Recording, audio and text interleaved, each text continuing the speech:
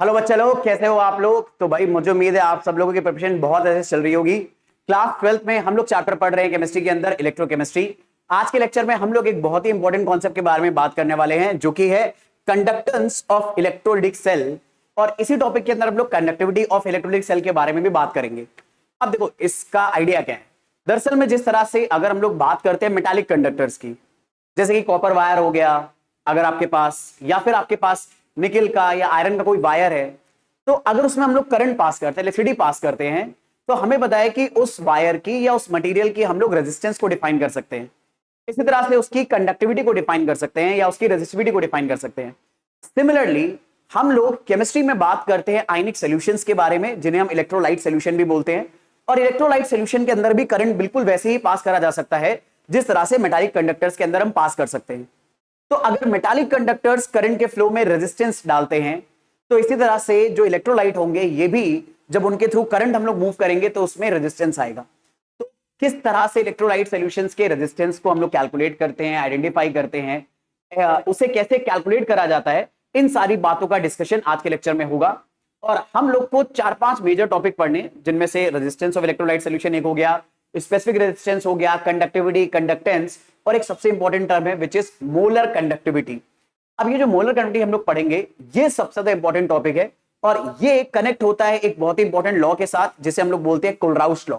और Kohlrausch law के ऊपर क्वेश्चन आपके एग्जाम में बहुत ज्यादा पूछे जाते हैं, चाहे आपका स्कूल एग्जाम हो, चाहे आपके बोर्ड एग्जाम हो, या कोई कॉम्पिटिटिव एग्जाम हो।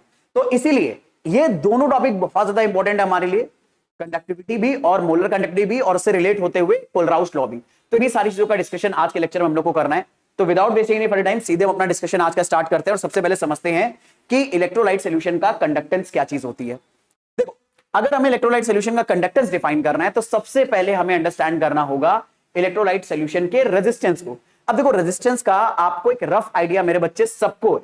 हम लोगों ने इतनी ज्यादा 10th क्लास से इलेक्ट्रिसिटी पढ़ ली है कि हमें अब रेजिस्टेंस का एक अच्छे से आइडिया होता है। हमें पता है कि मान लो अगर मेरे पास कोई मेटालिक कंडक्टर है, ये मान लो एक मेटालिक वायर है, और उसके अक्रॉस हमने पोटेंशियल डिफरेंस लगा रखा है, एक बैटरी लगा रखी है।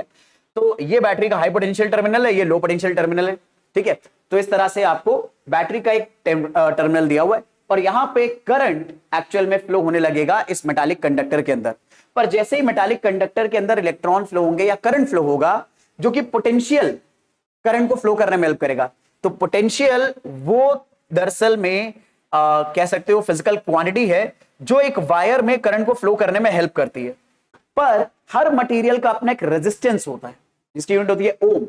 तो रेजिस्टेंस उस करंट को मूव करने से रोकने की कोशिश करता है। अब इसके बारे में बहुत डिटेल में हम सबने करंट इलेक्ट्रिसिटी में बात करी है और आपको करंट इलेक्ट्रिसिटी के ये सारे कॉन्सेप्ट फिजिक्स के अंदर हमारे चैनल पर मिल जाएंगे, ठीक है। उसमें बहुत डिटेल में मैंने आपको बताया कि रेजिस्टेंस एक्चुअल में कैसे काम करता है। बहुत सारे बच्चों को ये तो पता है कि रेजिस्टेंस करंट को फ्लो होने में रोकता है, पर कैसे रोकता है, क्या फंडामेंटल रीजन है, ये आपको करंट स्टडी के अंदर मिल जाएगा। अब ऐसे ही अगर हम लोग बात करें इलेक्ट्रोलाइट सॉल्यूशन की मेरे बच्चे, और इलेक्ट्रोलाइट सॉल्यूशन के अक्रॉस भी अगर हम लोग एक बैटरी लगाएं तो इलेक्ट्रोलाइट सॉल्यूशन में भी करंट पास होता है।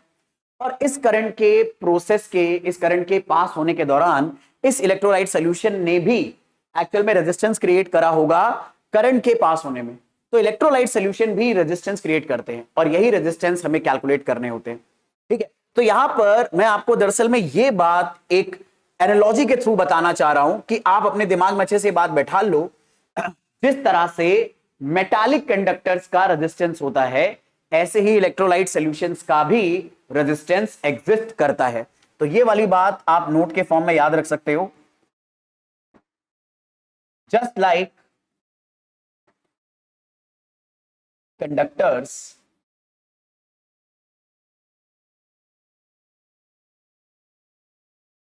electrolytes also have resistance।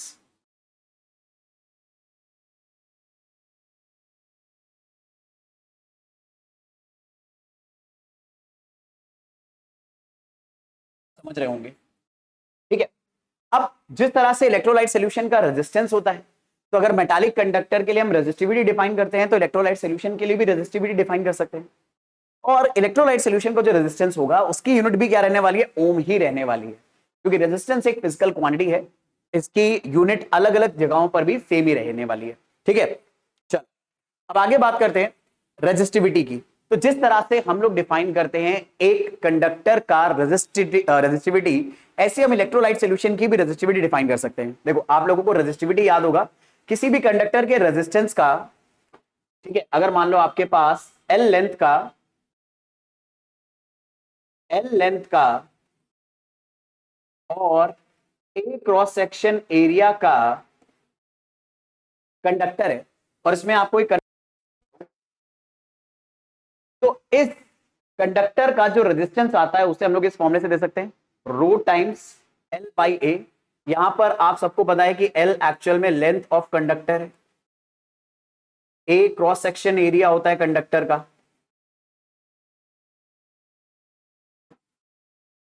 And ये जो रो है यही हमारे लिए बड़ा इंपॉर्टेंट टर्म है, इसे बोलते हैं रेजिस्टिविटी ऑफ मटेरियल या कंडक्टर।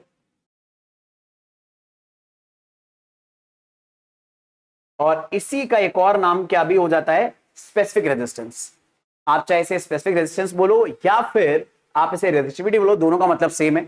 और अगर हम इसकी यूनिट निकालने पर आए कि यूनिट ऑफ रो क्या होने वाली है, तो यूनिट ऑफ रो हमारे लिए बड़ा इंटरेस्टिंग है। देखो रेजिस्टेंस की यूनिट हम सबको पता है मेरे प्यारे बच्चों, ओम आने वाली है। अगर हम लोग लेंथ की यूनिट के बारे में बात करें तो मीटर आएगा, और एरिया की यूनिट के बारे में बात करें तो मीटर स्क्वायर आएगा। मीटर से मीटर स्क्वायर कैंसिल आउट करोगे तो डिनोमिनेटर में मीटर बचेगा और ये मीटर क्रॉस मल्टीप्लाई हो जाएगा ओम के साथ, तो रो की यूनिट निकल आएगी। तो रो की यूनिट आएगी ओम मीटर। अब ये सब चीजें मैं यहां से हटा दे रहा हूं क्योंकि मुझे भरोसा है मेरी बहुत सारी जनता जो यहां तक देख रही है वीडियो को, उससे ये यूनिट निकालना आता होगा। किसी भी एक फॉर्मूले में अगर किसी फिजिकल क्वांटिटी की यूनिट निकालनी है तो आप बाकियों की यूनिट्स लिख दो, एसआई यूनिट्स, और जिसकी निकालनी है उसकी आइडेंटिफाई कर लो। तो यहां पर हम लोगों ने कैलकुलेट करा कि जो रो है यानी जो रेजिस्टिविटी है, जिसे हम स्पेसिफिक रेजिस्टेंस भी बोलते हैं, इसकी यूनिट जो है वो आ जाएगी ओम मीटर। और मुझे उम्मीद है ये बात समझने में मेरे बच्चों को इसमें कोई दिक्कत नहीं है, कोई परेशानी नहीं है, सिंपल सा आइडिया है ये। पर यहां पर एक बहुत इंपॉर्टेंट बात हम सभी को अंडरस्टैंड करनी है मेरे प्यारे बच्चों, कि ये जो रेजिस्टिविटी ऑफ मटेरियल के बारे में हम बात कर रहे हैं, ये रेजिस्टिविटी ऑफ मटेरियल दरअसल में मटेरियल की प्रॉपर्टी है। ये मटेरियल के ऊपर डिपेंड करेगा। अगर हम लोग अलग अलग लेंगे तो रेजिस्टिविटी भी अलग अलग होगी।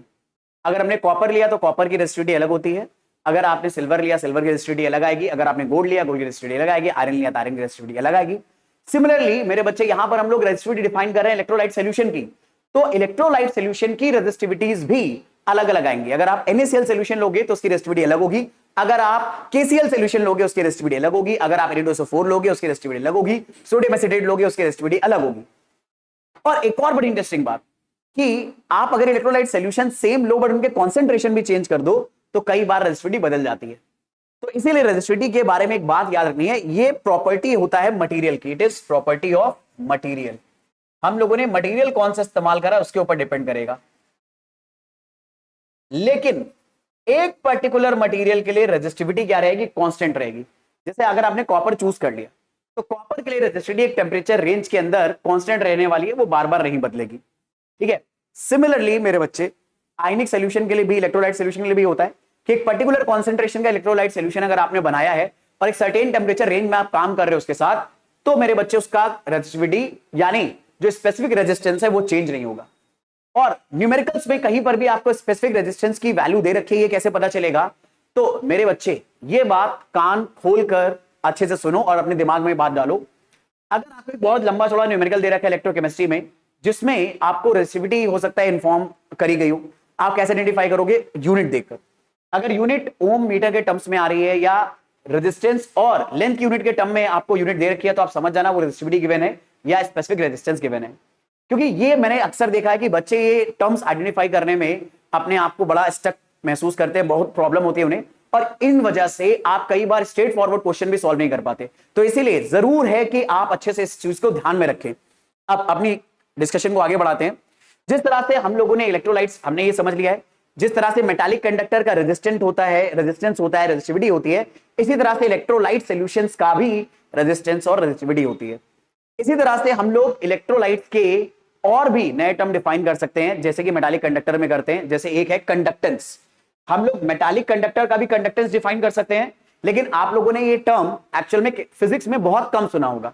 क्योंकि फिजिक्स में ज्यादातर हम डील करते हैं रेजिस्टेंस के साथ। अगर हमें किसी भी कंडक्टर के बारे में यह बताना है कि वो कितने अच्छे से इलेक्ट्रिसिटी कंडक्ट करेगा तो हम रेजिस्टेंस से कंपेयर करते हैं, लेकिन केमिस्ट्री में ज्यादातर ये काम कंडक्टेंस के साथ करा जाता है। इसीलिए ये टर्म आप केमिस्ट्री में बहुत ज्यादा पढ़ोगे इलेक्ट्रोलाइट के अंदर कि कंडक्टेंस क्या चीज होती है। तो आइडिया बड़ा सिंपल है, कंडक्टेंस इज रेसिप्रोकल ऑफ या इनवर्स ऑफ रेजिस्टेंस। तो किसी भी मटेरियल के रेजिस्टेंस के इनवर्स को, चाहे वो फिजिक्स में हो चाहे वो केमिस्ट्री में हो, हम उस मटेरियल का कंडक्टेंस बोलेंगे मेरे बच्चे। तो कंडक्टेंस को हम लोग यहां पर जी से रिप्रेजेंट कर रहे हैं और जी का फॉर्मूला हो जाएगा 1/r। अब मेरे बच्चे आपने पता है आर होता है रो इंटू एल बाई ए। भाई हम चाहें तो आर को ये भी लिख सकते हैं, रो को न्यूमरेटर में मल्टीप्लाई कर दो तो आप रो एल बाई ए भी लिख सकते हो। तो अगर 1/r करोगे तो इसका भी रेसिप्रोकल हो जाएगा, यानी ए अपॉन रो एल हो जाएगा। तो जो कंडक्टेंस है उसका फॉर्मूला हो जाएगा A upon rho into L. I hope everyone is getting this idea. अब ये मैथमेटिकल मॉडिफिकेशन मैंने आपको पहले भी बोला है कि कभी भी फिजिक्स में केमिस्ट्री में अगर आपको कोई फॉर्मूले दिए हैं और आप उनमें इस्तेमाल होने वाले टर्म्स में और ज्यादा मॉडिफिकेशन कर सकते हो, तो ये आपको करना अलाउड है। जितना ज्यादा ये मॉडिफिकेशन करोगे उतना ज्यादा आपका दिमाग चलेगा, और जो हमारे एग्जाम्स में अच्छे क्वेश्चंस आते हैं वो इन्हीं सारे मॉडिफिकेशन पर बेस्ड होते हैं। तो अगर ये मॉडिफिकेशन करने की हैबिट आपको हो गई, ट्रस्ट मी मेरे बच्चे, आपको न्यूमेरिकल सॉल्व करना बहुत आसानी से आ जाएगा। अक्सर वो बच्चे जिन्हें कॉन्सेप्ट तो आता है बट न्यूमेरिकल सॉल्व करने में स्ट्रगल महसूस करते हैं, वो उनके पास एक्चुअल में स्ट्रगल करने के पीछे जो रीजन होता है वो कई बार यही होता है कि इस तरह से मैनिपुलेशन करने में आप अपने आप को कंफर्टेबल महसूस नहीं करते हो। अब सवाल एक बहुत प्रोमिनेंट आता है, यार ये मैनिपुलेशन हम करेंगे कैसे? तो भाई इसका एक लौता तरीका है, आप अच्छे अच्छे क्वेश्चंस को जम के प्रैक्टिस करो, अच्छी अच्छी बुक से, अच्छे अच्छे मटेरियल से, जहां से आपको अच्छे अच्छे क्वेश्चंस मिल सकते हैं, लगाते रहो ताकि आप ये सारे मैनिपुलेशन खुद करना सीख जाओ। प्रैक्टिस से आएगा, ऐसा कतई नहीं हो सकता कि एक रात आप सो और अगले दिन आपको सारे मैनिपुलेशन करना आ जाए। हमें अपने ब्रेन को ट्रेन करना पड़ेगा कि हमारा ब्रेन ये सारी चीजें कैलकुलेट करने में, ये सारी चीजें रिकॉल करने में, मैनिपुलेट करने में हमारी हेल्प करे। और ये अचानक से नहीं होता, ये प्रैक्टिस से होता है, ठीक है? तो इसलिए मेरी आपको एडवाइस भी है कि आप अगर इंप्रूव करना चाहते हैं, अपने मार्क्स को और ज्यादा रैंक अच्छी अपनी लाना चाहते हैं या बोर्ड में और अच्छे मार्क्स लाना चाहते हैं, तो मेरे बच्चे मेरी आपकी एडवाइस है कि आप प्रैक्टिस करके मैनिपुलेशन करना ज्यादा सीखिए। जितना ज्यादा आप इस पे कमांड करोगे, ट्रस्ट मी, आपके मार्क्स एक्सपोनेंशियली शूट अप होने लगेंगे, ठीक है? बाकी अदरवाइज मैं आपके हेल्प के लिए बैठा हूं, और अगर आप मुझसे रीच आउट करना चाहते हैं तो डिस्क्रिप्शन में हमारे सारे सोशल मीडिया लिंक्स और हमारा नंबर दे रखा है ताकि आप हम तक रीच आउट कर सके और आप इन प्रॉब्लम्स को रिजॉल्व करने में मतलब हम आपकी पूरी हेल्प करने की कोशिश करेंगे, ठीक है? फिलहाल आगे बात कर लेते हैं। अब यहां पर यार एक नया टर्म हमारे सामने इंट्रोड्यूस होने वाला है। देखो, ए बाई एल को मैं अगर अलग रख दूं तो मेरे पास 1/रो बचेगा, और 1/रो को एक नया टर्म डिफाइन करा जाता है जिसे बोलते हैं कैपा, ठीक है? तो यहां पर ये जो कैपा आया है आपके सामने मेरे बच्चे, तो यहां पर मैं पहले आपको बता दूं कि कैपा एक्चुअल में क्या है। अच्छा, ये के नहीं है, ये ग्रीक लेटर है जिसे कैपा बोलते हैं। लिखता या उसे लिखा जाता है एक्चुअल में के की तरह ही, जैसे इंग्लिश में हम लोग स्मॉल लेटर में के लिखते हैं वैसे ही के है, लेकिन इसे पढ़ते कैपा है। ये ग्रीक सिंबल है और इस कैपा की वैल्यू एक्चुअल में 1/रो के बराबर है। अब मेरे प्यारे बच्चों को ये तो पता है कि रो क्या होता है, रेजिस्टिविटी, और रो की यूनिट क्या होती है, ओम मीटर। तो यूनिट ऑफ कैपा क्या आ जाएगा अगर मैं आपसे पूछूं? तो यूनिट ऑफ रे की कैपा आ जाएगा ओम इनवर्स मीटर इनवर्स। बाकी यहां पर सारी चीजें वही हैं। ए आपका क्रॉस सेक्शन एरिया है। अभी इलेक्ट्रोलाइट के लिए क्रॉस सेक्शन एरिया कैसे निकालेंगे इसके बारे में भी चर्चा करेंगे। एल हमारा लेंथ है। एक मेटालिक कंडक्टर के लिए तो क्रॉस सेक्शन एरिया हमें पता है, ठीक है, कि ये वायर का क्रॉस सेक्शन एरिया होता है, लेकिन एक इलेक्ट्रोलाइट के लिए क्रॉस सेक्शन एरिया कहां से निकालोगे? इलेक्ट्रोलाइट तो सोल्यूशन है, सोल्यूशन में क्रॉस सेक्शन एरिया कहां से आएगा इसके बारे में भी बात करेंगे, क्योंकि अभी हम लोग अभी तो हम लोग बस ये समझ रहे हैं कि ये टर्म्स क्या है, फिर इसे किसी इलेक्ट्रोलाइट के लिए कैसे निकाला जाता है हम ये भी समझेंगे। तभी आपको पता चलेगा कि एक इलेक्ट्रोलाइट के लिए ए कैसे डिफाइन करा जाता है और एल कैसे डिफाइन करा जाता है। ऐसे यहां पर बात कर ले हमने रो की, तो रो मेरे बच्चे रेजिस्टिविटी है। यहां तक ये बात समझने में तो मेरे किसी भी जनता को कोई दिक्कत नहीं हो रही होगी, ठीक है? चलो, आई hope everyone is getting this idea. अब यहां पर एक छोटी सी बात बताना चाहूंगा मेरे बच्चे, कैपा की यूनिट आई है ओम इनवर्स, ठीक है? तो एक छोटा सा आइडिया आप लोगों को याद रखना है, ये बहुत ही इंपॉर्टेंट चीज है। दरअसल में ये आपके लिए 2000 रुपए का एक नोट है और ये आपको प्रॉब्लम सॉल्विंग में या अंडरस्टैंडिंग में बहुत ज्यादा हेल्प करेगा कि ये जो ओम इनवर्स होता है ना, इसे हम लोग मो भी बोलते हैं, मतलब इस यूनिट को मो भी बोला जाता है, ओम का उल्टा मो, या फिर इसे हम सीमेंस भी बोलते हैं और इसे कैपिटल एस से डिनोट करते हैं। तो 1 ओम इनवर्स को आप 1 मो भी बोल सकते हो और 1 सीमेंस भी बोल सकते हो। तो आप चाहो तो यहां पर यूनिट क्या भी लिख सकते हो, सीमेंस पर मीटर या मो पर मीटर।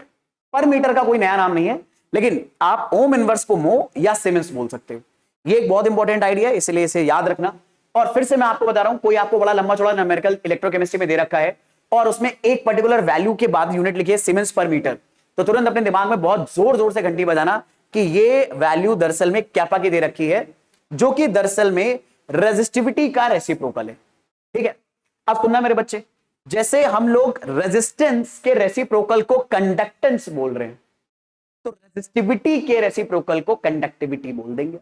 ठीक है, तो कैपा आप एक तरह से बोल सकते हो कि ये मेरे बच्चे एक आप बोल सकते हो कंडक्टिविटी है मटेरियल की। इसके बारे में भी और डिटेल में बात करेंगे। अच्छा, अब यार ये कंडक्टेंस हमने पढ़ा क्यों है, ये भी हमारे लिए एक बहुत इंपॉर्टेंट चीज है अंडरस्टैंड करने के लिए। हम कंडक्टेंस डिफाइन क्यों कर रहे हैं? देख, रेजिस्टेंस दरअसल में जितना ज्यादा होगा किसी मटेरियल का, वो अपने थ्रू करंट को फ्लो होने में उतना ज्यादा डिस्टर्बेंस कॉज करेगा। और अगर कंडक्टेंस रेजिस्टेंस का रेसिप्रोकल है, तो कंडक्टेंस ठीक उल्टा बिहेव करेगा। अगर किसी मटेरियल का कंडक्टेंस ज्यादा है, तो उसके अक्रॉस करंट बड़ी आसानी से फ्लो हो जाएगा, या उसकी टेंडेंसी टू कंडक्ट इलेक्ट्रिसिटी बहुत ज्यादा हो जाएगी। यानी मैं ये बात बोल सकता हूं बड़े आराम से मेरे बच्चे, और ये बात मैं यहां पर लिख दे रहा हूं कि tendency to conduct electricity, electricity conduct करने की टेंडेंसी किसी भी मटेरियल की डायरेक्टली प्रोपोर्शनल होती है जी के, और जी को मेरे बच्चे हम लोग बोलते हैं कंडक्टेंस। और कंडक्टेंस मेरे बच्चे जितना ज्यादा होगा, वो मटेरियल उतनी आसानी से इलेक्ट्रिसिटी कंडक्ट करेगा। ठीक है, और इस पूरी स्लाइड से जो सबसे इंपॉर्टेंट टेक अवे पॉइंट है, पहली बात, कंडक्टेंस रेजिस्टेंस का रेसिप्रोकल है। और यहां पर एक और बड़ी इंपॉर्टेंट चीज आई है, कैपा रेजिस्टिविटी का रेसिप्रोकल है या स्पेसिफिक रेजिस्टेंस का रेसिप्रोकल है।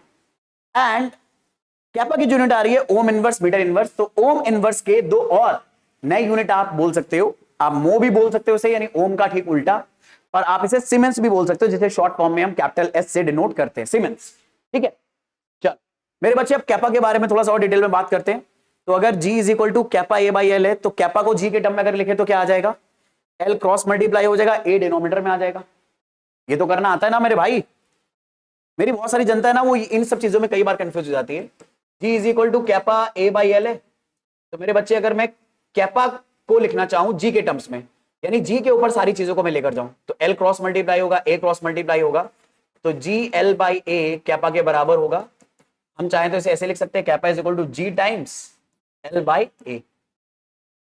तो ये हमारा एक्चुअल में कंडक्टिविटी है किसी भी मटेरियल का। अब ये मटेरियल चाहे मेरे बच्चे एक मेटालिक कंडक्टर हो या एक इलेक्ट्रोलाइट सॉल्यूशन हो, दोनों के लिए वैलिड है, लेकिन हम लोग कंडक्टिविटी ज्यादा प्रेफर करते हैं इलेक्ट्रोलाइट सॉल्यूशन के लिए डिफाइन करना।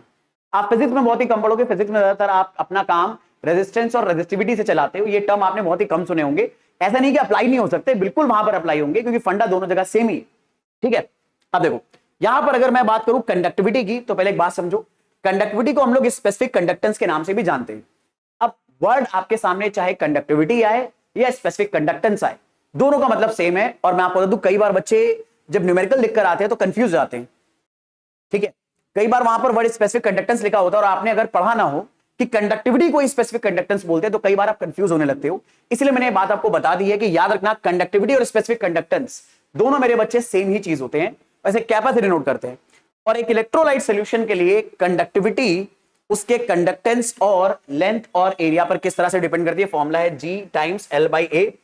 बाकी आप समझदार हो, G को 1 बाई आर भी लिख सकते हो, तो आप मेरे बच्चे चाहो तो कैपा का एक और फॉर्मूला लिख सकते हो, 1 by R times L by ए।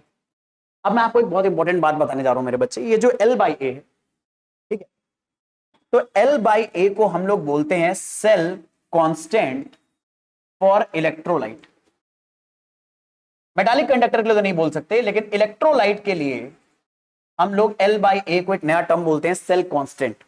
क्यों बोलते हैं? दरअसल में कंडक्टिविटी को मेजर करने का एक तरीका होता है और उस तरीके में L और A को एक्चुअल में कांस्टेंट रखा जाता है।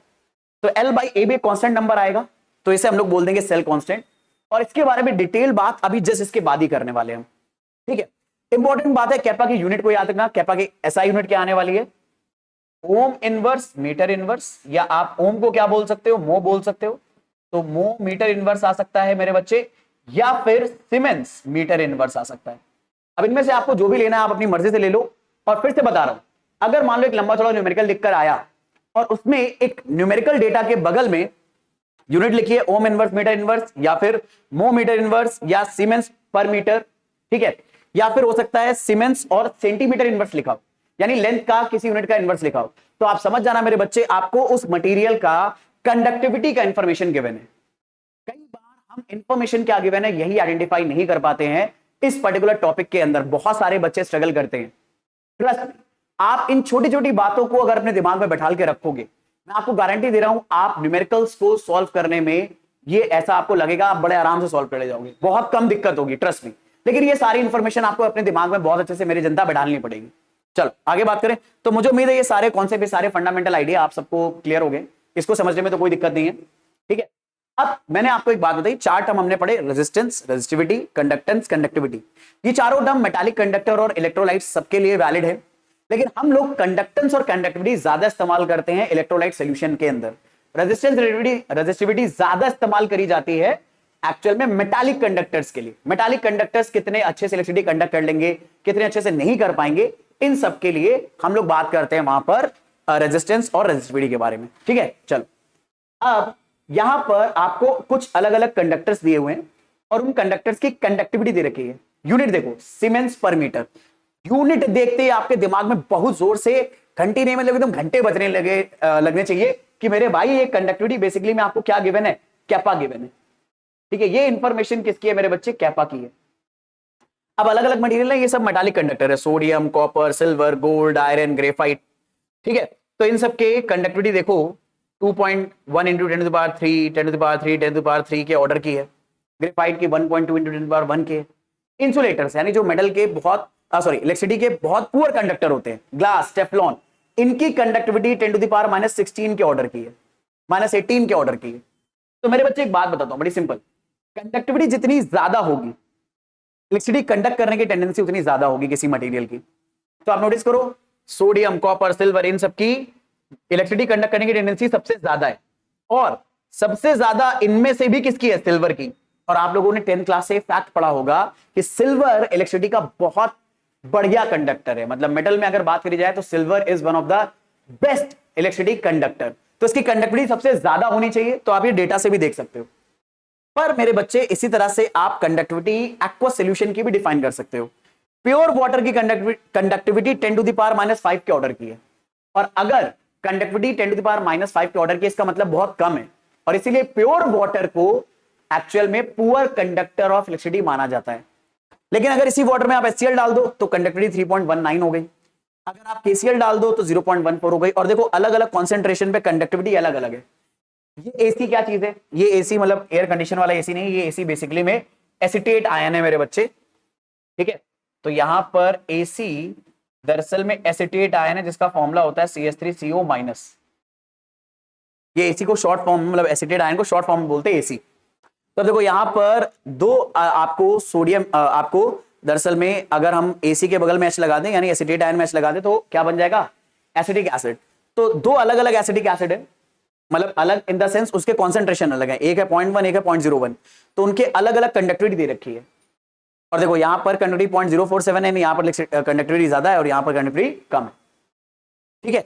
तो अलग अलग कॉन्सेंट्रेशन पर भी कंडक्टिविटी मेरे प्यारे बच्चों अलग अलग होती है। यही बात हम लोगों ने पढ़ी थी। सेमीकंडक्टर्स की भी दे रखी है 10 to the power -7, 10 to the power -2, और जितनी कंडक्टिविटी कम होगी किसी मटेरियल के लिए वो उतना पुअर कंडक्टर होगा इलेक्ट्रिसिटी का। तो आई होप आपको ये बात समझ में आ रही है, और मैं आपको फिर से बार बार बोल रहा हूं मेरे बच्चे, ठीक है, कि कभी भी किसी भी न्यूमेरिकल में सीमेंस पर मीटर आपको डेटा इन्फॉर्म गिवन हो तो आप समझ जाना वो कंडक्टिविटी गिवन है। और ऐसा कोई रूल नहीं कि सीमेंस पर मीटर ही हो सकता है सीमेंस पर सेंटीमीटर भी हो। एक्चुअल में लेंथ के टर्म में भी कई बार हम लोग, लेंथ की यूनिट हमें चाहिए, कंडक्टिविटी को डिफाइन करने के लिए। तो एसआई यूनिट तो मीटर है, पर हर बार एसआई यूनिट आप मीटर एसआई यूनिट में आंसर दो ऐसा जरूरी नहीं है। आप अपनी कन्वीनियंस के हिसाब से इसे सेंटीमीटर भी लिख सकते हो और कई बार लिखा भी जाता है। इसके अलावा एक बहुत इंपॉर्टेंट बात आपको याद रखनी है कि कैपा का जो फॉर्मूला है तो उसमें जो L बाई ए आया है इसे हम लोग इलेक्ट्रोलाइट सॉल्यूशन के लिए एक टर्म बोलेंगे सेल कांस्टेंट। और अगर हमें सेल कांस्टेंट की यूनिट निकालनी हो तो L बाई ए लेंथ की यूनिट हो जाएगी मीटर और एरिया की मीटर स्क्वायर। तो मीटर से मीटर स्क्वायर कैंसिल आउट करोगे तो डिनोमिनेटर में मीटर बचेगा, तो न्यूमरेटर में क्या जाएगा मीटर इनवर्स। तो मेरे बच्चे यूनिट ऑफ सेल कांस्टेंट क्या आने वाला ये भी आपको याद रखना है।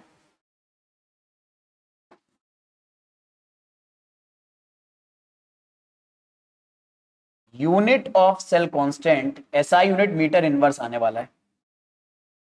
ये भी एक बहुत ही इंपॉर्टेंट आइडिया है, याद रखना है मेरे बच्चे, भूलना नहीं, ठीक है। अच्छा सेल कांस्टेंट क्या है इसके बारे में डिटेल में अभी बात करते हैं। तो अब तक हम लोगों ने ये चारों टर्म बहुत अच्छे से समझ लिए हैं और जिस तरह से कंडक्टर में डिफाइन कर सकते हैं ऐसे हम लोग इलेक्ट्रोलाइट के लिए भी चारों टर्म डिफाइन कर सकते हैं। अब यहां पर इलेक्ट्रोलाइट के लिए जब हम लोग कैपा को डिफाइन करते हैं तो इसके फायदे क्या हैं उन्हें एक जगह पे मैंने लिस्ट आउट कर दिया है ताकि आप इसके जो कॉन्सेप्चुअल क्वेश्चंस हैं वो बड़े आराम से समझ पाओ। इतनी देर से हम लोग जो कैपा के बारे में पढ़ रहे हैं, कंडक्टिविटी के बारे में पढ़ रहे हैं, कंडक्टेंस के बारे में पढ़ रहे हैं, इससे हमें कंक्लूजन क्या मिलेंगे। सबसे पहला, एक्चुअल में अगर आपको एक आयनिक सॉल्यूशन या इलेक्ट्रोलाइट की कंडक्टिविटी दे रखी है, ठीक है, तो ये कंडक्टिविटी कुछ खास चीजों पे डिपेंड करती है। कंडक्टिविटी नेचर ऑफ इलेक्ट्रोलाइट के ऊपर डिपेंड करती है। मतलब इलेक्ट्रोलाइट आपको पता है स्ट्रॉन्ग इलेक्ट्रोलाइट हो सकते हैं, वीक इलेक्ट्रोलाइट हो सकते हैं। स्ट्रॉन्ग इलेक्ट्रोलाइट वाटर में डालने पर अपने आयंस में ज्यादा डिसोसिएट होते हैं, वीक इलेक्ट्रोलाइट कम डिसोसिएट होते हैं। जैसे मान लो आपने एक स्ट्रॉन्ग इलेक्ट्रोलाइट लिया उसके 100 पार्टिकल लिए और एक वीक इलेक्ट्रोलाइट लिया उसके भी 100 पार्टिकल लिए और दोनों को बराबर अमाउंट ऑफ वाटर में डाला, तो स्ट्रॉन्ग इलेक्ट्रोलाइट, अपने दिमाग में इमेज बनने दो अच्छे से, स्ट्रॉन्ग इलेक्ट्रोलाइट के 100 में से हो सकता है 90 पार्टिकल डिसोसिएट हो जाए, लेकिन जो वीक इलेक्ट्रोलाइट इसके 100 में से हो सकता है 20 या 30 पार्टिकल ही डिसोसिएट हो। तो एक्चुअल में किसी भी इलेक्ट्रोलाइट को वीक इसलिए बोला जाता है क्योंकि वाटर में डालने पर वो कम डिसोसिएट होता है as compare to strong electrolyte. तो एक्चुअल में कंडक्टिविटी इलेक्ट्रोलाइट के नेचर पे डिपेंड करती है। दूसरा, साइज ऑफ आयन जो हो रहे हैं प्रोड्यूस और उनके सॉल्वेशन के ऊपर भी डिपेंड करती है कंडक्टिविटी। अब ये यार आइडिया बड़ा इंपॉर्टेंट है क्योंकि इसके ऊपर क्वेश्चन बहुत ज्यादा पूछे जाते हैं, ठीक है। तो यहां पर मेरे बच्चे कंडक्टिविटी कैपा आयंस के सॉल्वेशन के ऊपर डिपेंड करती है। तो कैपा के बारे में आपको एक बात बता दूं, कैपा सॉल्वेशन के इनवर्सली प्रोपोर्शनल होता है। अब हो सकता है मेरी बहुत सारी ऐसी जनता हो जिसे यही नहीं पता कि सॉल्वेशन क्या होता है। तो एक बात बताता हूं, जैसे ही आप इलेक्ट्रोलाइट वाटर में डालोगे, फॉर एग्जांपल आपने NaCl वाटर में डाला, व्हाइट स्क्रीन पे ले चलता हूं मैं आपको समझाने के लिए, ठीक है। तो फॉर एग्जांपल आपने NaCl को, ये आपके पास वाटर है, ठीक है, आपने इसमें NaCl ऐड करा मेरे बच्चे। जैसे आप NaCl ऐड करोगे तो आपको पता है Na प्लस आयन अलग हो जाएंगे और Cl माइनस आयन अलग हो जाएंगे, लेकिन इस NaCl के अगल बगल वाटर है। और जिन बच्चों को नहीं पता है वो याद रखें, वाटर अपने आप में एक पोलर मॉलिक्यूल है, इसमें ऑक्सीजन के ऊपर नेगेटिव और हाइड्रोजन के ऊपर पॉजिटिव चार्ज होता है, जिसे हम चाहें तो इस तरह के डाइपोल से भी रिप्रेजेंट कर देते हैं, इधर माइनस और इधर प्लस। यानी वाटर में भी हाइड्रोजन वाले एंड पर पॉजिटिव और ऑक्सीजन वाले एंड पर नेगेटिव होता है। तो ना खुद सोचो, अगर Na के पास में बहुत सारा वाटर है तो Na प्लस आयन जो कि स्फेरिकल टाइप का होगा, इसके अगल बगल अगर बहुत सारा वाटर है तो वाटर अपने नेगेटिव एंड से इसकी तरफ अट्रैक्ट हो जाएगा और वाटर का अट्रैक्ट हो जाना अपने अंदर पड़े किसी आयन की तरफ, इस फिनोमेना को ही बोलते हैं सॉल्वेशन। मतलब ये जो आयन है ये सॉल्वेंट के पार्टिकल्स को अपनी तरफ अट्रैक्ट कर रहा है और इसी फिनोमेना को बोलते हैं सॉल्वेशन। अब जब सॉल्वेशन किसी भी आयन का होगा ना, तो ये आयन चारों तरफ से सॉल्वेंट के पार्टिकल से घिर जाएगा। बिल्कुल वैसे जैसे नहीं आप हम लोग साउथ की मूवीज में देखते हैं कि जब हीरो को विलन मारने लगता है तो कई बार ऐसा होता है कि विलन उनके ऊपर लदने लगते हैं। तो आपने बहुत सारी मूवीज में वो सीन देखा होगा कि हीरो जो है चलते हुए जा रहा है और अचानक से उसके ऊपर एक एक करके विलेन मतलब गुंडे जो हैं वो लदते चले जा रहे हैं। तो आपने नोटिस करा होगा उसकी स्पीड क्या हो जाती है, धीमे हो जाती है, ठीक है। ऐसे ही कुछ यहां पर होगा, सॉल्वेशन में भी यही हो रहा है। इस कैटायन के ऊपर बहुत सारे जो हमारे सॉल्वेंट के पार्टिकल है वो अट्रैक्ट होने लगेंगे। अब जितने ज्यादा पार्टिकल को ये कैटायन अपनी तरफ अट्रैक्ट करेगा, इस आयन का मूव होना उतना ही ज्यादा डिफिकल्ट हो जाएगा। और आपको एक बात बताता हूं, इलेक्ट्रोलाइट्स के अंदर यही वो आयंस होते हैं जो इलेक्ट्रिसिटी को कंडक्ट करते हैं। अब अगर इन आयंस का मूवमेंट ही कम हो जाएगा तो कंडक्टिविटी भी कम हो जाएगी। बात समझ रहे हो ना, कंडक्टिविटी कैसे सॉल्वेशन के ऊपर डिपेंड करती है। एनसीईआरटी में बात दी है कि एक्चुअल में सॉल्वेशन के ऊपर कंडक्टिविटी डिपेंड करती है। मैं आपको पूरा बता रहा हूं कि कैसे डिपेंड करती है। सॉल्वेशन का पहले मतलब समझो। अगर एक कैटायन, अच्छा ये बात सिर्फ कैटायन के ऊपर लागू नहीं होती मेरे बच्चे, एनायन के ऊपर भी होती है। अगर हमने वाटर के अंदर कोई भी आयन लिया है, तो क्योंकि वाटर में दोनों टाइप के डाइपोल है ना, मतलब डाइपोल में पॉजिटिव नेगेटिव चार्ज दोनों है, तो अगर नेगेटिव आयन है तो नेगेटिव आयन पॉजिटिव एंड से वाटर को अपनी तरफ अट्रैक्ट करेगा, तो यहां पर भी सॉल्वेशन हो रहा है।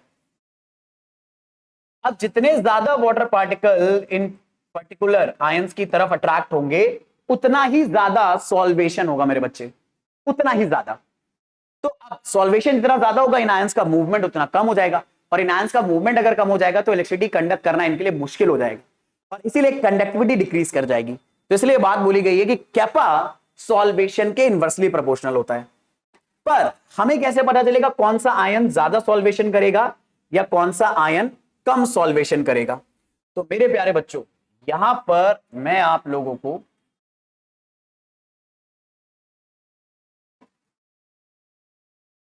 ठीक है, एक दो पहली बात तो एक बात बताता, तो ये आइडिया मेरे बच्चे आपके लिए भयंकर मोस्ट इंपॉर्टेंट है, तो याद रखना जरूरी है। दूसरी बात, यहां पर आपको एक 2000 रुपए का नोट और मैं दे रहा हूं, जो आपको बहुत संभाल के रखना है। देखो मेरे प्यारे बच्चों, एक काम करना, ये बात मैं हर वीडियो में बोलता हूं, फिर आपके लिए आपको फिर से बता रहा हूं कि अगर आप लोग जिस एग्जाम की प्रिपरेशन कर रहे हैं उसमें वाकई में अच्छे मार्क्स लाना चाह रहे हैं, आप जेन्युइनली प्रिपरेशन कर रहे हो, वाकई में अपने अंदर इंप्रूवमेंट आप करना चाहते हो, लाना चाहते हो। बहुत सारे बच्चे तो होता है गिव अप कर देते हैं, और ये एटीट्यूड मेरे हिसाब से तो बहुत ही ज्यादा निगेटिव एटीट्यूड है।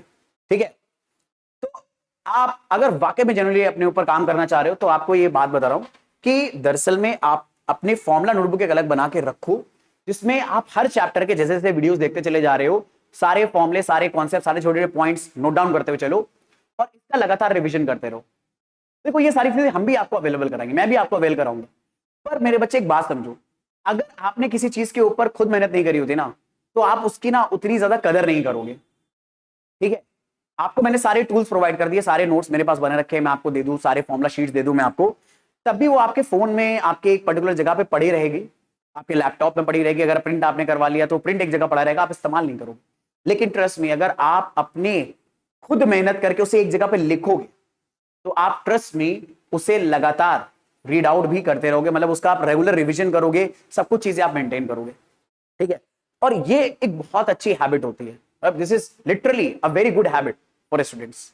चल, तो अब आगे बात करते हैं। तो इसलिए मैं आपसे रिक्वेस्ट करूंगा मेरे भाई, और रिक्वेस्ट क्या, मैं आपको मान के चलो एडवाइस भी दे रहा हूं कि आप फॉर्मुला नोटबुक, शॉर्ट नोटबुक जरूर बना के चलो, फिजिक्स में, केमिस्ट्री में, बायो में, ठीक है, मैथ के अंदर भी, ताकि आप आराम से इनका रिवीजन करते हुए लगातार कंटेंट टॉपिक के साथ आप क्या नाम रहो, टच में रहो। ठीक है, आप उसके साथ टच में रहो, ताकि वो चीजें आपके दिमाग में बैठी रहे, क्योंकि जो चीज आपके दिमाग में जितनी ज्यादा देर तक बैठी रहेंगी, उतना ही ज्यादा आप उसे इस्तेमाल कर पाओगे। ठीक है, देखो इंग्लिश में ना, मैंने कहीं पर एक बात सुनी थी, और मुझे ऐसा लगा कि यार ये बात ना एक्चुअल में किसी भी एग्जाम को क्रैक करने के लिए बहुत ज्यादा जरूरी होती है। ठीक है, याद आ रहा है मेरे को, शेरलॉक एक सीरीज है, उसमें ये बात बोली थी, एक विलन ने बोली थी, उस विलन ने बोली थी कि नोइंग इज ओनिंग।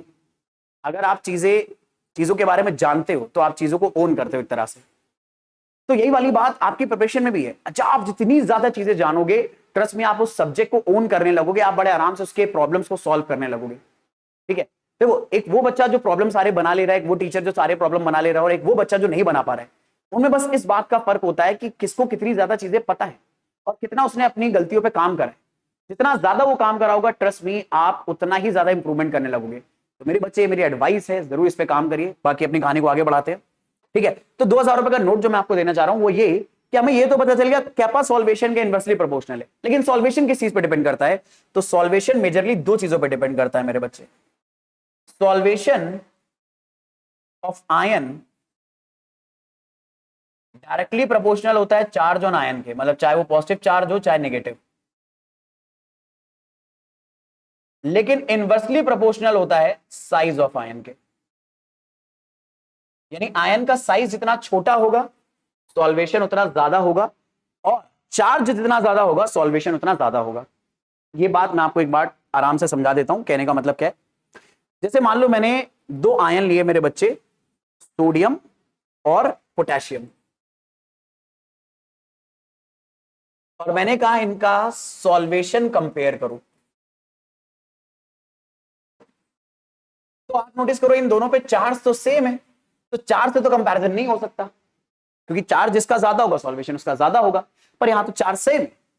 तो अब हम कंपैरिजन करेंगे साइज से मेरे बच्चे, और साइज जितना छोटा होगा सॉल्वेशन उतना ज्यादा होगा। ठीक है, तो यहां पर साइज किसका छोटा है? Na प्लस का। Na प्लस एक्चुअल में थर्ड पीरियड का मेंबर है, और आपको याद होगा K प्लस फोर्थ पीरियड का मेंबर होता है, मतलब K फोर्थ पीरियड का मेंबर है, तो K प्लस एक्चुअल में थर्ड पीरियड में आ जाएगा और Na प्लस सेकंड पीरियड में आ जाएगा। तो एक्चुअल में Na प्लस छोटा कैटायन है और K प्लस बड़ा कैटायन है। और हम लोगों ने ये बात पढ़ी है कि जो सॉल्वेशन है वो इनवर्सली प्रोपोर्शनल होता है साइज ऑफ आयन के। तो साइज ऑफ आयन जिसका कम होगा सॉल्वेशन उसका ज्यादा होगा। इसका मतलब Na प्लस का सॉल्वेशन ज्यादा है K प्लस से। और अगर सॉल्वेशन मेरे बच्चे ज्यादा है तो एक बात समझ के रखना, अगर सॉल्वेशन ज्यादा हो गया इसका मतलब है कि Na प्लस की कंडक्टिविटी कम हो जाएगी, therefore conductivity of Na plus will be less than conductivity of K plus. Point से ही आप ध्यान रख सकते हो, तो ये बड़ा इंपॉर्टेंट आइडिया है।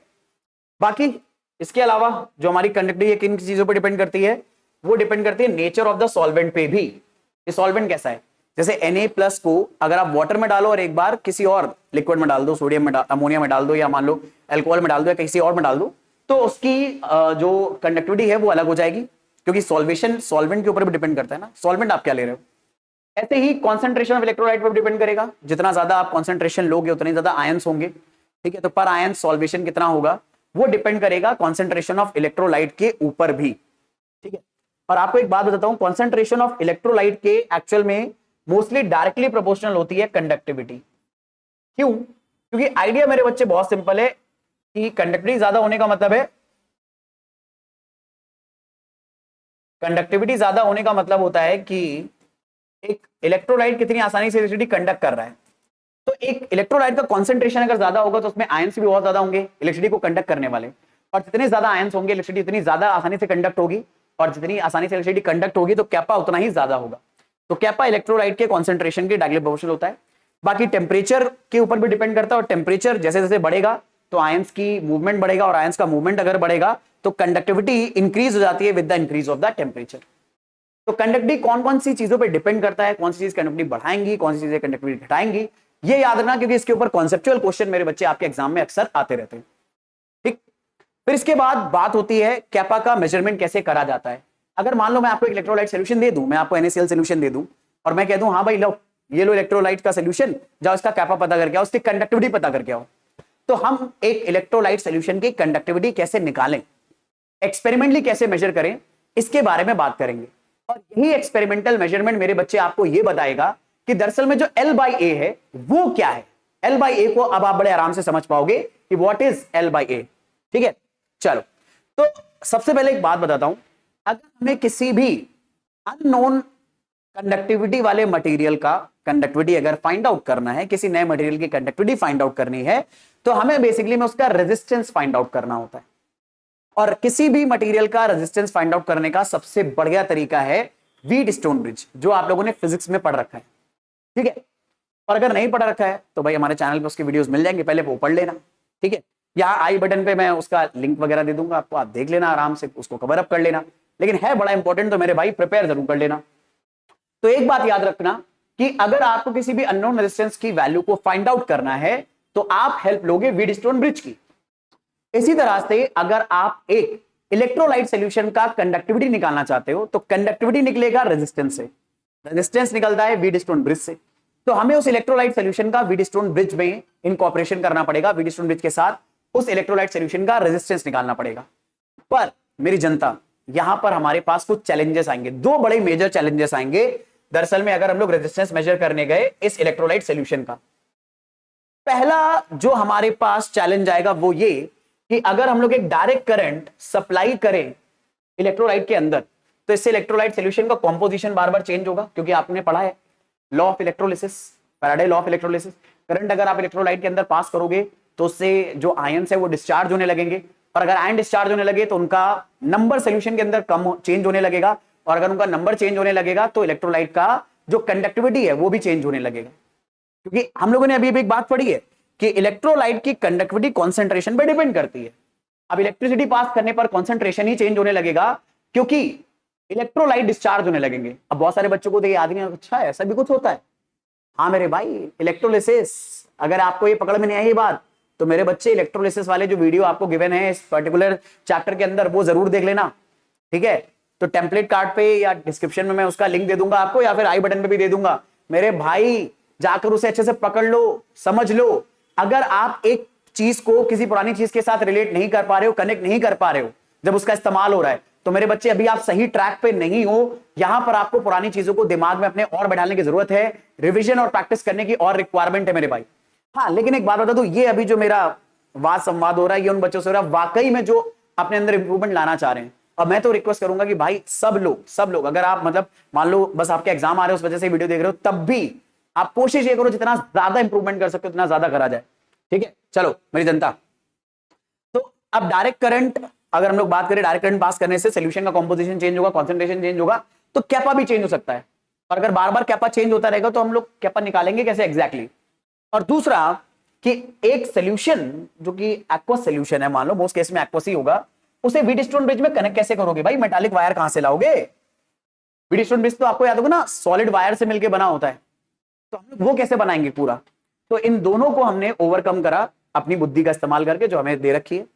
तो सबसे पहला जो प्रॉब्लम था, ठीक है, डीसी करंट को पास करने से जो दिक्कत आने वाली थी, तो हमने कहा एक काम करो, डीसी करंट को पास करने से दिक्कत आएगी, एसी पास कर दो। तो एसी में क्या होगा, बार बार करंट अपना पोजीशन चेंज करेगा, तो जो भी कॉन्सेंट्रेशन चेंज हुआ है हाफ साइकिल के अंदर वो वापस से रिवर्ट बैक हो जाएगा अगली हाफ साइकिल में। तो हमने सबसे पहला प्रॉब्लम तो रिजॉल्व कर लिया कि डीसी यूज करने के बजाय एसी इस्तेमाल करा। और दूसरा कि हम लोग वायर कैसे कनेक्ट करें, इसके लिए हम लोग क्या करते हैं, एक स्पेशल वेसल डिजाइन करते हैं जिन्हें हम लोग बोलते हैं कंडक्टिविटी सेल। ये डिजाइन हम पहले से करके रखते हैं। कंडक्टिविटी सेल इस तरह का एक ग्लास का ट्यूब होता है जिसके अंदर मेटल के दो वायर पड़े होते हैं। यहां पर ऊपर एक ओपनिंग होती है जिसके अंदर से हम उस सोल्यूशन को भर सकते हैं और निकाल सकते हैं जिसकी हमें कंडक्टिविटी फाइंड आउट करनी है। और इन वायर्स को बाहर कनेक्टिंग वायर से कनेक्ट करा जाता है। अब ये जो वायर्स हैं ये कनेक्टेड है इन वायर से, और ये वायर्स कनेक्टेड है इलेक्ट्रोलाइट से। तो हम इन वायर्स को तो एक्चुअल में अपने सर्किट में कनेक्ट कर ही सकते हैं ना। और अगर ये वायर सर्किट में कनेक्ट हो गए तो ये भी कनेक्ट हो जाएंगे और इलेक्ट्रोलाइट भी कनेक्ट हो जाएगा। तो अब हमने यहां पर ये जो मेरे बच्चे पूरा सेटअप बनाया, इसे हम लोग बोलते हैं कंडक्टिविटी सेल। अब क्योंकि ये बच्चे कंडक्टिविटी सेल हमने खुद बनाया है, तो इसमें हम लोगों ने इन दोनों वायर के बीच की जो डिस्टेंस ली होगी ये फिक्स रखी होगी, एक 10 सेंटीमीटर 20 सेंटीमीटर डिपेंड करता है। तो ये इन दोनों वायर के बीच की डिस्टेंस फिक्स है एल। और ये वायर नहीं, एक्चुअल में प्लेट्स होती हैं, ये ऐसी ये प्लेट्स होती हैं। इन प्लेट से यहां से वायर लगे होते हैं, तो इन प्लेट्स का अपना कोई एरिया भी तो आएगा। तो इन प्लेट्स का मेरे बच्चे अपना कोई एरिया भी आता है। ये ऐसी प्लेट्स होती हैं एक्चुअल में।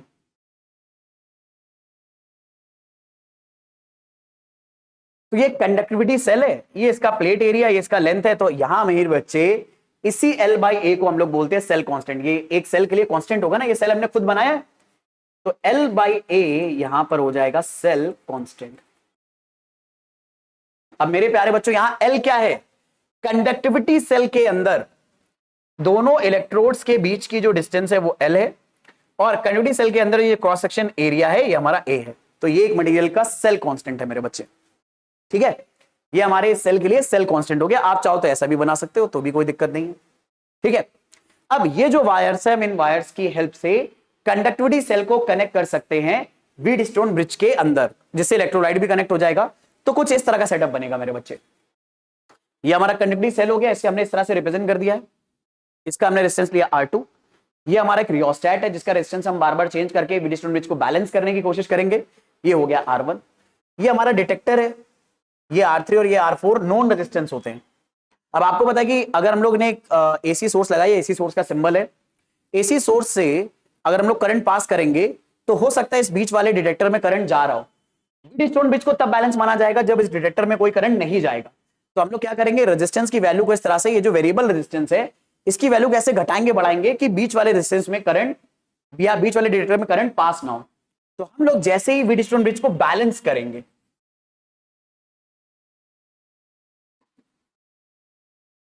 जैसे ही हमारे पास बैलेंस व्हीटस्टोन ब्रिज आएगा मेरे बच्चे, तो आप सबके दिमाग में अब जोर जोर से घंटी बज रही होगी। बैलेंस व्हीटस्टोन ब्रिज में ये जो रेशियोज होते हैं रेजिस्टेंस के, ये एक्चुअल में इक्वल आ जाते हैं। यानी R2 का R4 के साथ और R1 का R3 के साथ जो रेशियो आएगा मेरे बच्चे, ये कांस्टेंट हो जाएगा। ठीक है, तो हम लोग यहां पर बोल सकते हैं कि R1 R3 का जो रेशियो है ये R2 और R4 के रेशियो के बराबर आएगा।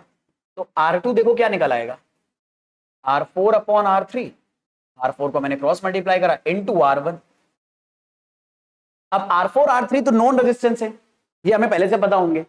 R1 रियोस्टेट है, मतलब इसका रेजिस्टेंस हम चेंज कर सकते हैं, तो ये हम लोग पता कर लेंगे कि चेंज करने पर 5 ओम पे, 10 ओम पे, 20 ओम पे, कितने ओम पर इस डिटेक्टर में करंट जीरो है, यानी व्हीटस्टोन ब्रिज बैलेंस है।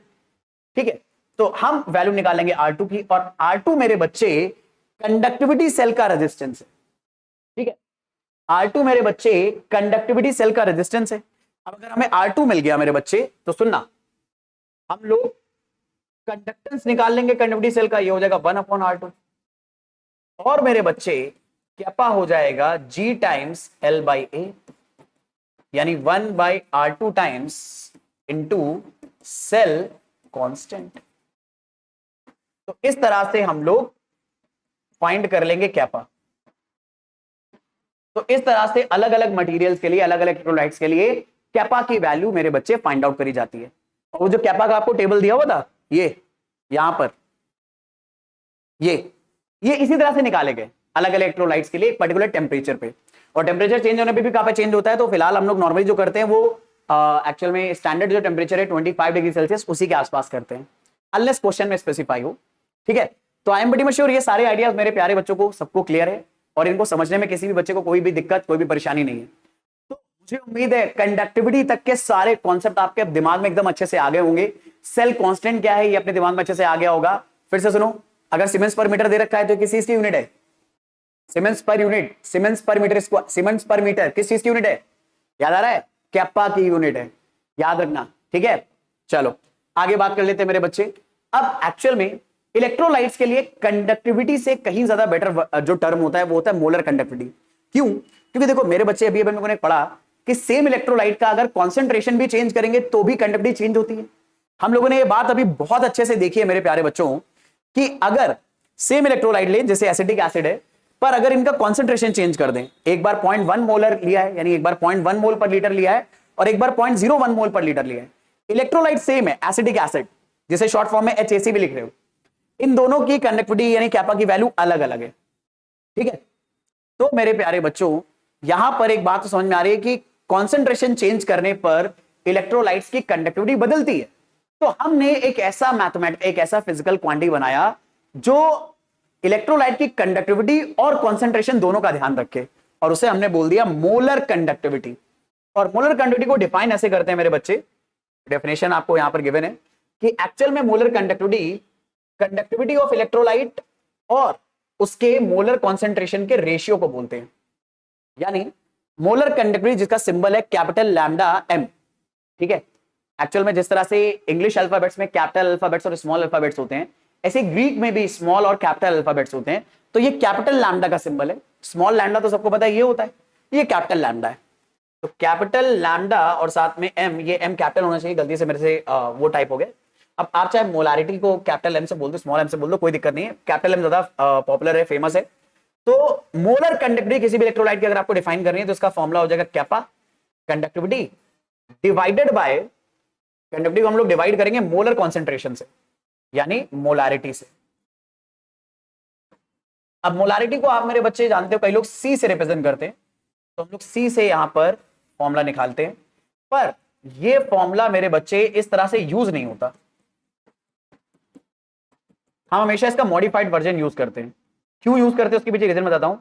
This formula is unit sensitive. Formula हमारा बहुत ज्यादा यूनिट सेंसिटिव है, तो इसलिए हम इसके मॉडिफाइड वर्जन इस्तेमाल करते हैं। क्यों यूनिट सेंसिटिव है मेरे बच्चे? आपको पता है कैपा सीमेंस पर मीटर या ओम इनवर्स पर मीटर में आता है, पर कॉन्सेंट्रेशन मोल पर लीटर में आता है। अब मोल तो ऐसा यूनिट है, पर लीटर ऐसा यूनिट तो नहीं है ना। तो अगर हमें इनके आंसर ऐसा यूनिट में निकालने हैं तो हमें कॉन्सेंट्रेशन को मोल पर मीटर क्यूब में लाना पड़ेगा। और मोल पर मीटर क्यूब में लाने के लिए हमें रिक्वायर चेंजेस करने पड़ते हैं। तो इसलिए मेरे पास मोलर कंडक्टिविटी के मॉडिफाइड फॉर्म्स हैं, इन्हें हमें अच्छे से ध्यान रखना है और न्यूमेरिकल सॉल्विंग में यूनिट के हिसाब से इनका इस्तेमाल करना है। तो मेरे बच्चे मैं आपको यही बताने वाला हूं, modified formulas for lambda M.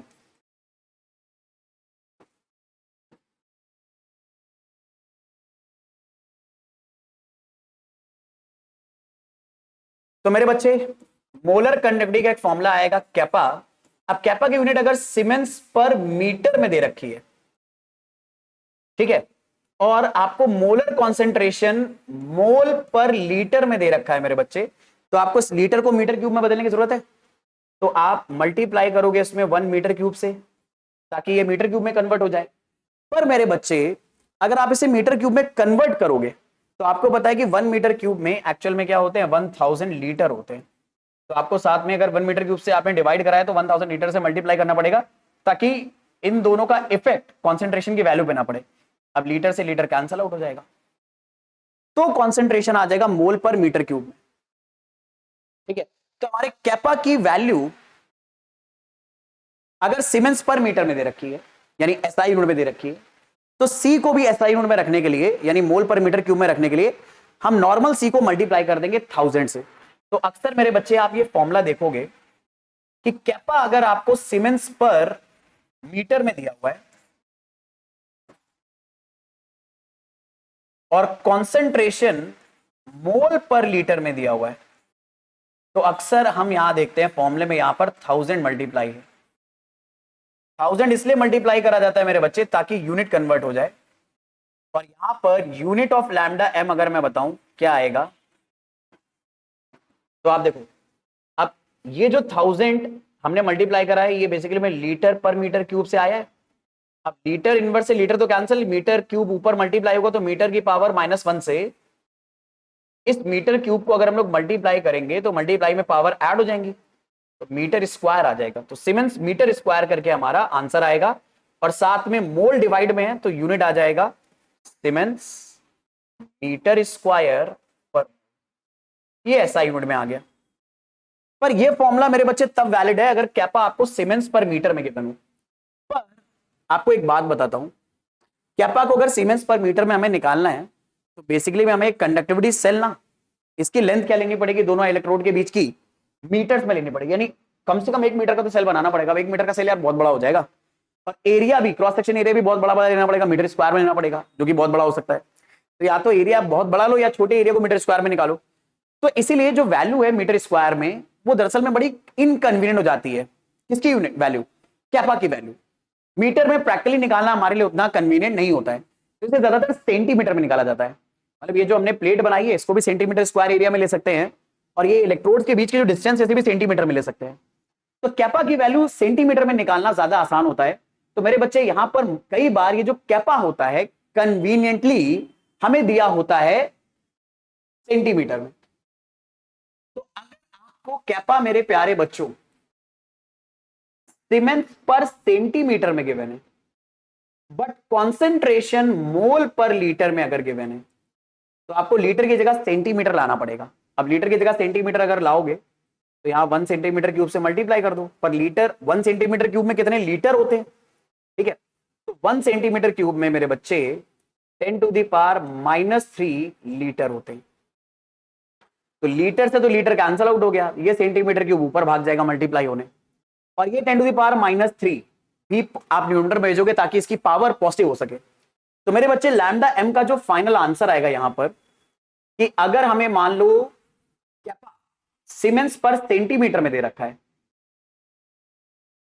या मो पर सेंटीमीटर में दे रखा है, तो इसमें हम लोग 10⁻³ का मल्टीप्लाई करेंगे, लेकिन कॉन्सेंट्रेशन अभी भी हमें किसमें दिया होगा, मोल पर लीटर में मेरे बच्चे।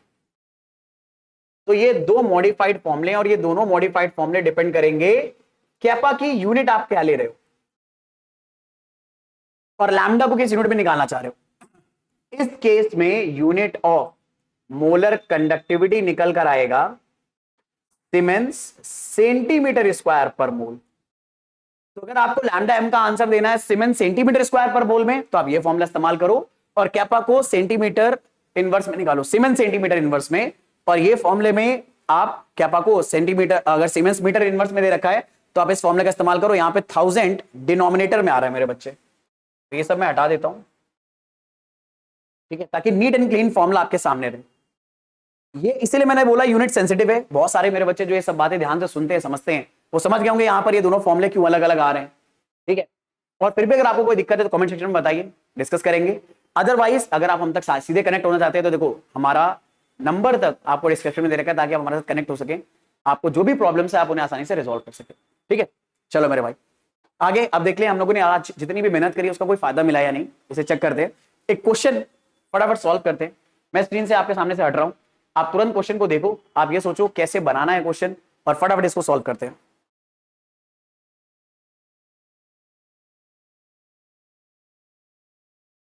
ठीक है, तो आई होप क्वेश्चन आप लोगों ने पढ़ लिया होगा यार, ठीक है। और अगर आप सॉल्यूशन अभी भी करना चाह रहे हो तो चाहो तो वीडियो पॉज करके सॉल्यूशन करने लगो, पर अगर आप समझना चाह रहे हो तो फटाफट बात करते हैं। इस क्वेश्चन में हमें गिवन क्या क्या है। हमसे बोल रहा है मोलर कंडक्टिविटी ऑफ अ 0.5 मोल पर decimetre cube solution of AgNO3 of electrolytic conductivity of 5.76 into 10⁻³ siemens पर सेंटीमीटर है 298 केल्विन। तो देखो ये तो हमें समझ में आ गया, मोल पर डेसीमीटर क्यूब दे रखा है, यानी कॉन्सेंट्रेशन दे रखा है। और जिन बच्चों को नहीं पता हो उन्हें बता दूं मैं, डेसीमीटर क्यूब एक्चुअल में लीटर भी होता है, तो आप ये भी बोल सकते हो कि मोल पर लीटर ही है। साथ में हमें यहां पर देखो यूनिट क्या तरीके सीमेंस पर सेंटीमीटर, और मेरे बच्चे मैंने आपको क्या बोला, सीमेंस पर सेंटीमीटर किस चीज की यूनिट है, कंडक्टिविटी, कैपा की यूनिट है। तो कंडक्टिविटी हमें दे रखी है 5.76 इंटू 10⁻³ सीमेंस पर सेंटीमीटर। अब मेरे बच्चे हमें फाइंड करना है, we need to find molar conductivity, यानी लैम्डा एम फाइंड आउट करना है। और देखो नोटिस करो सारी यूनिट्स सीमेंस सेंटीमीटर स्क्वायर पर मोल में, तो समझदार बच्चे समझ गए होंगे हमें फॉर्मूला कौन सा इस्तेमाल करना है, ये वाला सीमेंस सेंटीमीटर स्क्वायर पर मोल में अगर मोलर कंडक्टिविटी चाहिए तो ये फॉर्मूला इस्तेमाल करना है। और इस फॉर्मूले के इस्तेमाल करने के लिए सी दिया होना चाहिए मोल पर लीटर में, जो कि ऑलरेडी गिवन है मोल पर लीटर में, और कैपा दिया होना चाहिए सीमेंस पर सेंटीमीटर में, तो कैपा भी सीमेंस पर सेंटीमीटर में दिया है। तो मेरे बच्चे सीधे फॉर्मूला क्या लगा दे मोलर कंडक्टिविटी का हम लोग, कैपा सीमेंस पर सेंटीमीटर में जो दे रखी है मल्टीप्लाई बाय 10⁻³ यानी 1000 डिवाइडेड बाय कॉन्सेंट्रेशन जो कि हमें मोल पर लीटर में गिवन है, सारी वैल्यू रख दो। कैपा मेरे प्यारे बच्चे हम लोग रख देंगे 5.62 इंटू 10⁻⁻5.76 है, sorry, into 10⁻³ into 10⁻³ divided by concentration हमें दे रखा है मेरे बच्चे 0.5।